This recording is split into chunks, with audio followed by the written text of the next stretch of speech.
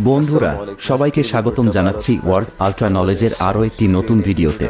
বন্ধুরা, আজকের ভিডিওতে আমরা বাংলাদেশ বনাম ভারতের একটি মিলিটারি কম্পারিজন করব এবং এই কম্পারিজনে আমরা জানব যে যুদ্ধক্ষেত্রে বাংলাদেশ এবং ভারতের মধ্যে কে কতটা শক্তিশালী। তো চলুন ভিডিওটি শুরু করা যাক। তো শুরুতে আমরা এই দুটি দেশের জনসংখ্যা, আয়তন এবং রাজধানী সম্পর্কে জানব। বাংলাদেশের মোট আয়তন হচ্ছে 1,48,460 বর্গ কিলোমিটার। বর্তমানে বাংলাদেশের জনসংখ্যা প্রায় 17,30,00,000 এবং বাংলাদেশের রাজধানী শহর হচ্ছে ঢাকা।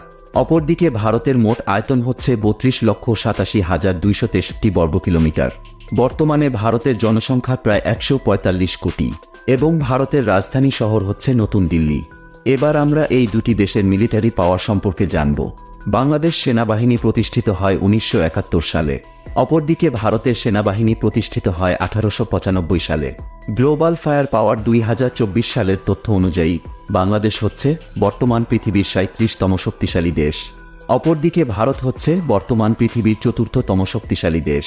বর্তমানে বাংলাদেশের সামরিক বাজেট প্রায় 7 বিলিয়ন মার্কিন ডলার এবং অপরদিকে বর্তমানে ভারতের সামরিক বাজেট প্রায় 74 বিলিয়ন মার্কিন ডলার।